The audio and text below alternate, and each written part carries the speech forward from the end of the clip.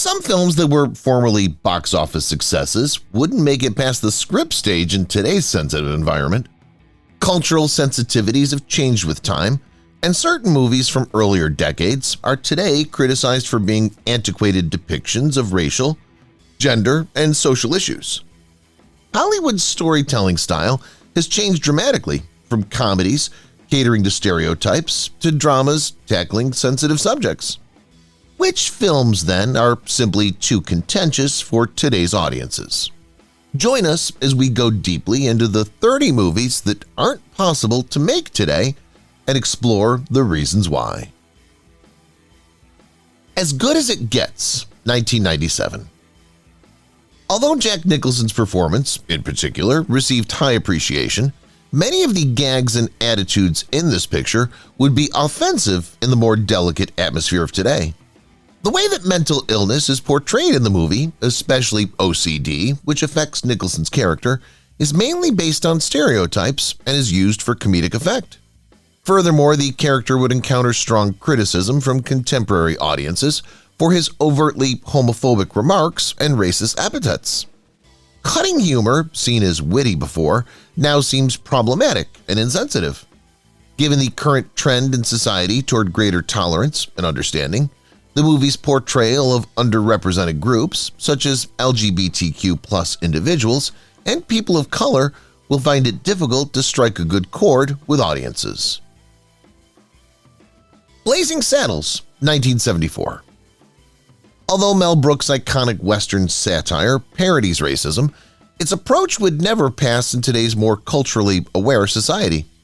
Even in their humorous setting, the film's use of racial slurs and stereotypes would be considered exceedingly offensive today. Despite Brooks' intention to expose the ignorance of racists and make fun of them, the film's excessive use of racial stereotypes and language would unnerve contemporary viewers. These days, studios would be reluctant to make a movie that even tries to spoof racism for fear of the inevitable response from all quarters, especially in light of the increasing desire for more nuanced and meaningful storytelling. Life of Brian, 1979. A masterwork of satire, Monty Python's Life of Brian criticizes institutionalized religion, especially Christianity. Considerably, though, the movie sparked demonstrations and was banned in several nations when it first came out. It would now be subject to greater scrutiny. Social media's rapid propagation of thoughts has made it possible for satires on religion to provoke fury from a wide range of societies.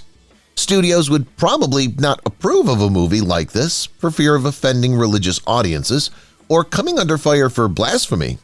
Despite its deft execution, the film's scathing indictment of religious fanaticism will undoubtedly provoke strong reactions in today's divisive world. Female Trouble, 1972. The outrageousness of John Waters' low-budget cult hit Female Trouble makes it nearly hard to recreate in the modern era. With the sharp shift in acceptable filmmaking, Waters' shock humor and bad taste style would be hard-pressed to find a place in today's movies. The film's handling of gender, sexuality, and social standards would cause controversy due to its transgressive content, which included violence, ugly images, and purposefully objectionable material.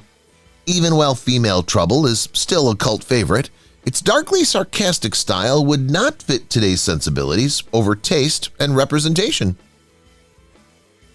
Gremlins, 1984.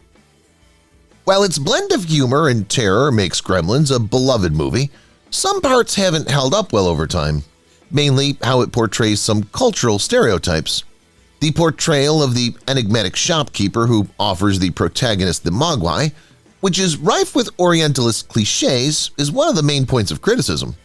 The movie's exoticizing of Eastern cultures would be criticized in the current context. Additionally, current viewers who anticipate more distinct lines separating family entertainment from darker, more violent content may find the lighthearted presentation of the movie's occasionally explicit violence offensive. Police Academy, 1984. Crude comedy and inappropriate puns were staples of the Police Academy series, many of which would not hold up in today's socially conscious world. With its depiction of LGBTQ+ characters as punchlines and sexual innuendo, the sitcom would now be seen as tone-deaf and offensive. A close examination of the movie's depiction of police officers as endearing pranksters who misbehave would also be necessary, considering the current discussions surrounding accountability and policing. In the present social and political climate, what was once considered slapstick humor would be viewed as reckless and repulsive. Porky's, 1981. Although Porky's is frequently recognized as one of the seminal raunchy comedies of the 1980s, its portrayal of women and sex is highly problematic in the modern era. Sexual harassment, objectification, and voyeurism abound in the movie, all of it done for laughs. These days, such actions would be considered dangerous and predatory rather than humorous. The film's overt misogyny and emphasis on young guys trying to spy on nude ladies will infuriate audiences in the present era who are more sensitive to concerns of respect and consent. What was once considered harmless entertainment is now being condemned for encouraging negative stereotypes about women. Titanic, 1997. Although it's still one of the most popular movies ever made, James Cameron's Titanic probably wouldn't have been produced in the same manner today. The way that class is portrayed in the movie feels a little outdated, especially the idealized portrayal of Rose as the downtrodden upper-class woman and Jack as the heroic underprivileged boy. Furthermore, the movie's emphasis on their romantic relationship has come under fire for overshadowing the actual tragedy of the Titanic accident, which resulted in the deaths of over 1,500 people. Today's audiences would probably be more critical of Titanic's emphasis on romance over historical authenticity, since they want a more nuanced and sensitive narrative. Soulman, 1986. One of the most prominent examples of a film that would never be able to be produced today is Soulman. To be eligible for a scholarship, a white college student uses blackface to pass for black in the movie. The movie received backlash for its racial insensitivity even in 1986, but it would be unacceptable in modern society. The entire plot of the movie trivializes the struggles of African Americans, and the usage of blackface is widely seen as being incredibly insensitive. Soulman's negative racial stereotypes and lack of knowledge would make modern audiences reject it. Tootsie, 1982. Though Tootsie is frequently considered a deft comedy about gender norms, its main idea, a male dressing up as a woman to get an acting role, would be far more contentious in the modern era. The concept of a cisgender guy playing a woman would be viewed as disrespectful, if not offensive, in a time when knowledge of gender identity and the experiences of transgender individuals has expanded. The movie's portrayal of gender as something that can be worn or removed, like a costume, is at odds with how gender expression and fluidity are understood today. Something that was formerly considered progressive now seems antiquated. The Last Samurai, 2003. Despite having a striking visual aesthetic and a strong cast of actors, The Last Samurai has drawn criticism for Tom Cruise's portrayal of a white American soldier who rises to prominence in Japanese culture. Because it oversimplifies and romanticizes complicated historical and cultural concerns, the story of a white savior ruling a foreign civilization wouldn't sit well with spectators in today's social atmosphere. Due to its exoticism and heroic representation of Western involvement in Eastern customs, the movie was expected to cause controversy for cultural appropriation and insensitivity.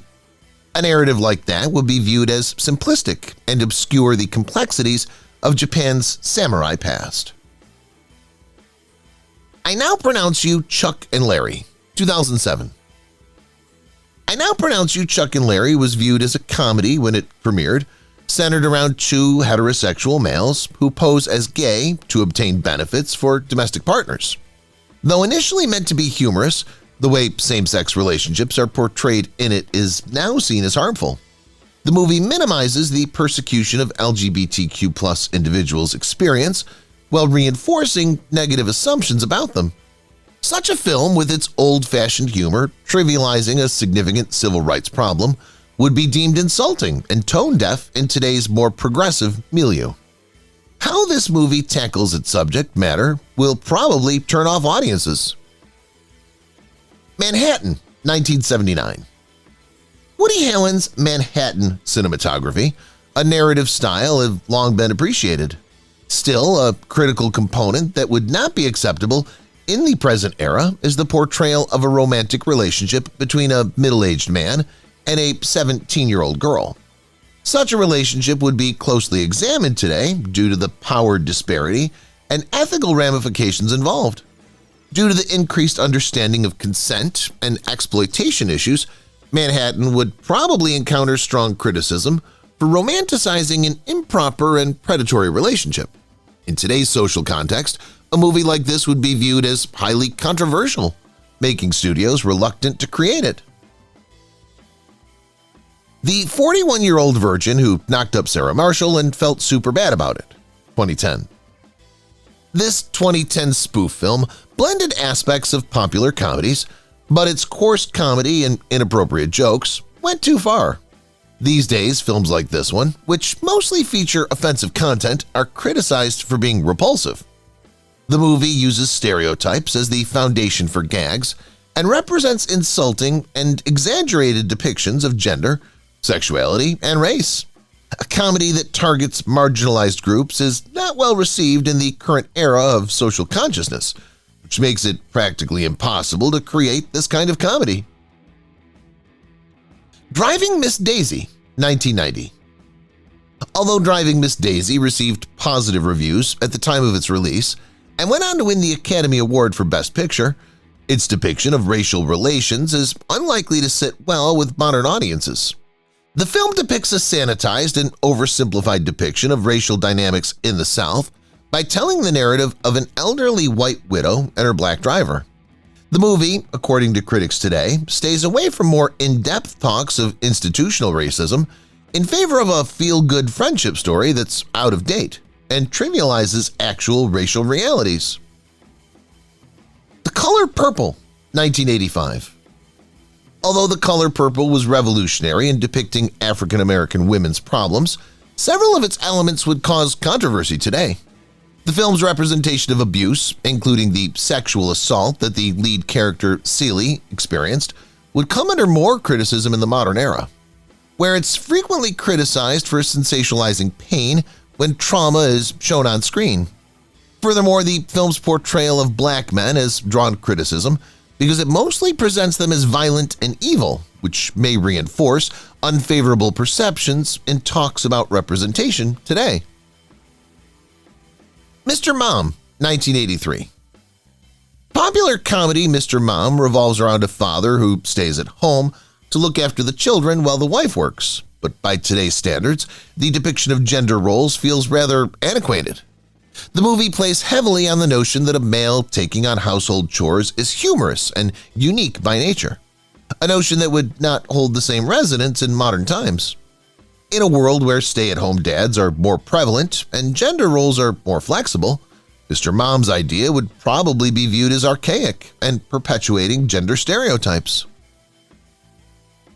16 Candles, 1984. Although many people adored John Hughes' masterpiece, 16 Candles, its blatant bigotry and misogyny would prevent it from being filmed in the current context. Particularly disturbing is the greatly exaggerated Asian stereotype of Long Duck Dong. In another moment in the movie, a character talks about using a drunk female for his amusement. This behavior is unacceptable when consent is valued much more highly in modern society. If released today, the film's heavy reliance on inappropriate humor, much of it based on stereotypes, would cause much controversy. Revenge of the Nerds, 1984. Another 1980s comedy that wouldn't hold up in the present era is Revenge of the Nerds because of its pornographic material. There's a scene in the movie when a geek poses as a girl's boyfriend and coaxes her into having sex with him. In retrospect, this would be considered rape rather than comedy. In today's cultural environment, the objectification of women and the exploitation of sexual assault as a joke are highly problematic. Revenge of the Nerds is a throwback to a more callous time, since audiences nowadays are becoming conscious of the value of consent and gender equality. Air Force One. Despite its popularity as an action thriller, Air Force One's jingoistic themes and oversimplified depiction of global affairs would not sit well with contemporary audiences. Nowadays, many people would regard the film's portrayal of America as a worldwide political rescuer as unduly simple and even objectionable. This movie's portrayal of violent terrorists from Eastern Europe could also be seen as stereotyping, feeding into antiquated notions of us versus them. Given the modern world's more complex perspective on politics and emphasis on eschewing stereotypes, the movie's strategy would be heavily criticized. Ordinary People, 1980.